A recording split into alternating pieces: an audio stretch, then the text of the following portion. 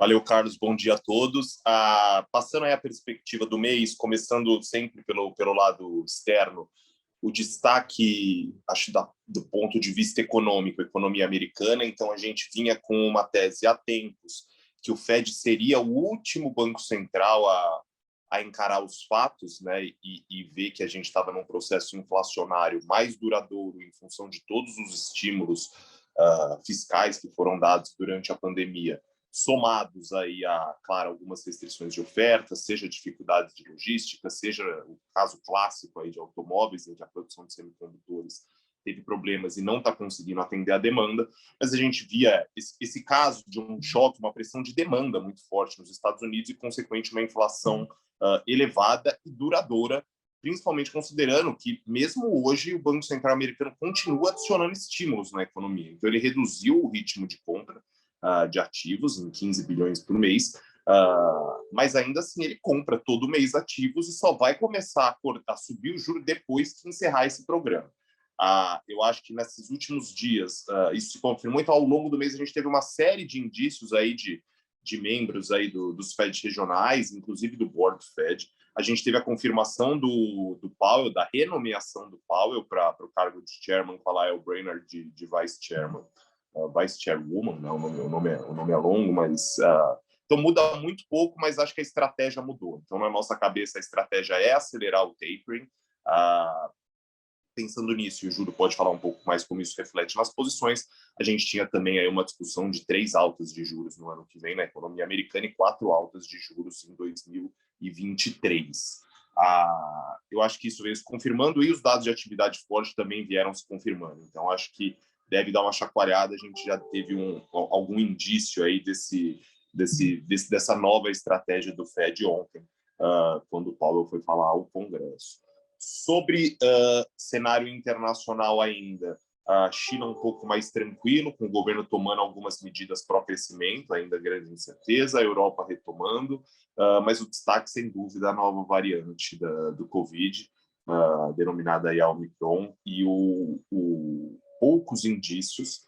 O que se sabe dela até agora é que é uma variante com muita mutação. Então, só na proteína S, que foi a proteína que se concentrou a grande maioria das vacinas, são 32 mutações. Tá? Então, todas as mutações de todas as variantes conhecidas estão nela e algumas mais. É óbvio que isso gera um grau elevado de apreensão, principalmente pela velocidade com que a variante se tornou dominante na África do Sul, muito mais rápido que a Delta, que foi a versão mais contagiosa que a gente teve hoje, que a gente teve até agora com o Covid. Ainda assim, a tendência, e ponderando por todas as incertezas do caso, a tendência de um vírus, a tendência natural de um vírus é que ele se torne cada vez mais transmissível e cada vez menos letal. Os primeiros indícios, e ainda são muito preliminares, mostram que a gente não está tendo um aumento de hospitalização e casos graves na África do Sul, e obviamente que a variante já é observada em diversos países e a gente ainda não vê um predomínio de casos graves. De novo, é muito preliminar para falar. A gente não tem evidências nem que as vacinas vão ser mais ou menos efetivas. Teve uma entrevista do CEO da Moderna no Financial Times falando que ele acredita que a eficácia da vacina com certeza vai cair, mas é importante destacar que quando eles falam de eficácia, eles estão falando para qualquer caso, para você testar positivo, não é para você ter uma hospitalização. Então surge até uma tese que essa variante poderia ser positiva, pois ela se espalharia pelo mundo sem gerar grandes casos e aí geraria finalmente uma imunidade de rebanho que hoje está restrita aí a poucos países. O Brasil, na nossa visão, está super bem protegido. A gente aqui na empresa teve alguns calls com cientistas brasileiros, com estudos novos, mostrando que o Brasil é um verdadeiro cordão, uma barreira global de anticorpos. A gente é o caso único no mundo de uma população que foi extremamente exposta ao vírus e, ao mesmo tempo, extremamente exposta e participativa da vacina. Então, a população adulta brasileira, a gente deve estar na fase aí na faixa de 90% já tendo tomado a primeira dose, a segunda dose, e a gente está tendo uma boa demanda, inclusive, da dose de reforço. Então, por hora, dadas, de novo, ponderadas as incertezas, o Omicron para o Brasil é um negócio que não preocupa tanto, para o mundo ainda preocupa, a gente precisa de mais dados. e como isso impacta na macro, né, na macroeconomia global, que é o que a gente discute. Se ela for uma nova delta ou uma delta até mais suave, a gente vê um impacto baixo na atividade no primeiro momento.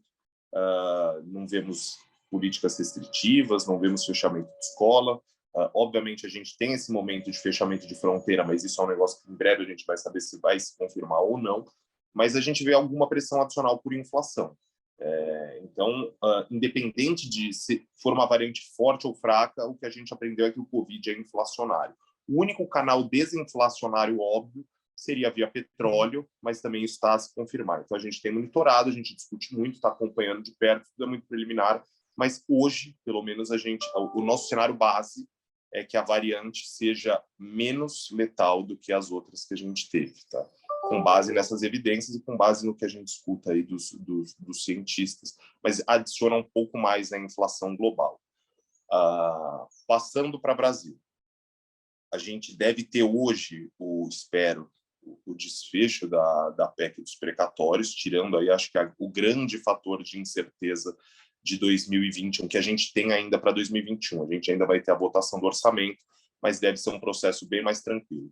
Confirmada a votação e o texto que está aí da PEC dos precatórios, a gente vai ter um programa permanente. Então, na prática, o Bolsa Família, o agora Auxílio Brasil, passa a ter orçamento para permanentemente pagar um piso de R$400 para todo mundo. A gente teve também aprovado a MP que cria o programa na Câmara, o texto foi para o Senado, e essa MP ela flexibilizou um pouco os critérios de miséria. Então, o programa deve ficar ainda mais caro, o orçamento do que inicialmente estimado. A gente pensa hoje em dia alguma coisa na faixa dos 100 bilhões de reais. Tá? A PEC dos precatórios abre 106 bilhões de reais, então uma boa parte da PEC dos precatórios aí vai ser consumida com esse novo programa social. Uma parte vai compensar o maior gasto com inflação aí para a Previdência. A nossa projeção de inflação do IPCA já está em 10,2%. Mas é isso. Então, teve um custo fiscal muito grande. Eu acho que o programa também foi excetuado da Lei de Responsabilidade Fiscal. Então, esse aumento para R$400, que dizia que seria temporário, colocaram um waiver para a Lei de Responsabilidade Fiscal. No fim, é uma PEC que, na prática, ela dá um calote em precatório, ela muda a regra do teto e ela dá um waiver para a Lei de Responsabilidade Fiscal.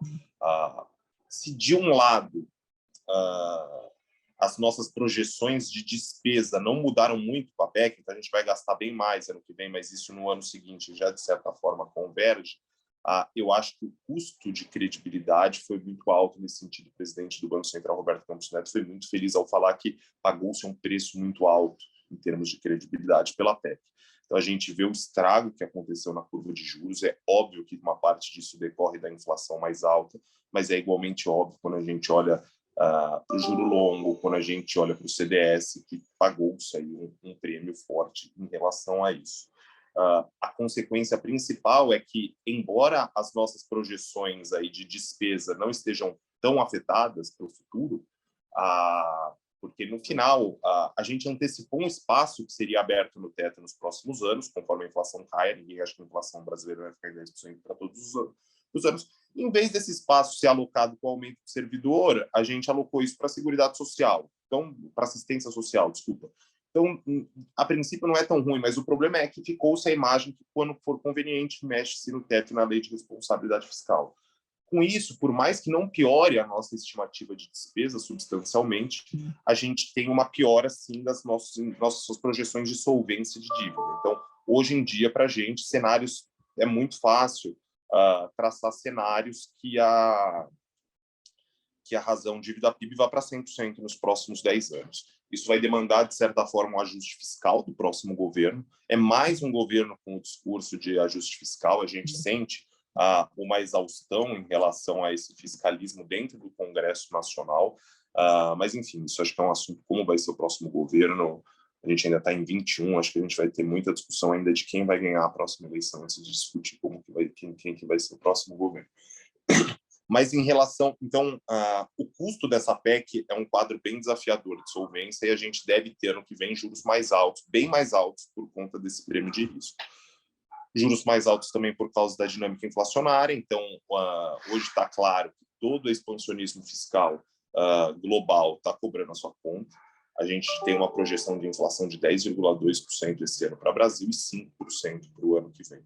Então, acho que a nossa cabeça de inflação está razoavelmente parecida com todo mundo.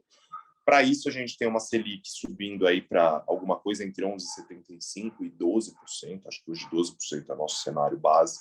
Com uma discussão muito grande sobre o Copom da semana que vem, se acelera ou não. A nossa visão é que o Copom deveria acelerar, mas acho que nossa visão é bem menos relevante. O que interessa é o que a gente acha que eles vão fazer. E durante o Black Period, desculpa, um pouco antes, eles entram hoje no Black Period, né? Então aí é uma semana sem declarações, na semana anterior à reunião. Durante esse período, não foi dado nenhum sinal de aceleração. Então a gente vê o Copom hoje com dois grupos. De um lado, a gente tem um grupo que a gente considera mais hawkish, que seria um grupo, pelas declarações públicas e nas recentes aí, audiências e lives que eles dão, estaria propenso a acelerar o ritmo de alta de juros para alguma coisa entre 175 e 200 pontos, até que se estancasse o processo de deterioração das expectativas de inflação. E um outro grupo que ainda vê a inflação como um fenômeno temporário, uma boa parte da inflação como temporária, e que pode se reverter a qualquer momento. Então, esse grupo seria mais inclinado a manter o ritmo de alta atual de 150 pontos, que justiça seja feita já é um ritmo bem alto, já é bastante juro. Então, nesses dois cenários, entre se mantém 150 ou se acelera para 175, a minha cabeça é, tipo, na verdade, como tem um grupo que acho que gostaria de acelerar até para 200, então eu acho que um cenário mais provável seria uma alta de 175 pontos, mas eu não tenho uma convicção para dar um call forte e sugerir para que Júlio e Bruno façam grandes apostas nesse Copom. O que eu consigo ver é o Copom parando um pouco com a promessa de garantir a convergência em 2022, que está se mostrando cada vez mais inviável à luz dos dados de hoje. Então, dado que ele vai tirar essa promessa, ele vai ter que sinalizar ou que ele pretende continuar subindo o juro por mais tempo nessa taxa ou acelerar. Então, desancoragem de expectativa e o Copom, de certa forma, a gente chama se estopar nessa estratégia de prometer entregar sempre da meta em 22, nos deixa inclinado aí para uma alta de 175 pontos, mas o mais relevante é que a gente vê um ciclo aí de juros indo para casa dos 12%. Tá? Acho que esse é o principal ponto. Sobre atividade econômica, ontem a gente teve revisões aí dos principais indicadores do mercado de trabalho, CAGED e PNAD. CAGED revisado um pouquinho para baixo por questões aí de atualização, empresas que não estavam reportando dados a tempo, tipo, super normal, a gente vê isso nos Estados Unidos no payroll também, mas os dados da pesquisa do desemprego mostrando aí uma revisão muito forte, uma reponderação, acho que não dá para a gente gastar o tempo aqui falando exatamente disso, mas revelando um mercado de trabalho bem melhor do que vinha sendo mostrado pelos dados oficiais. Então, a série de emprego revisita bem para cima. Como que isso muda a nossa cabeça?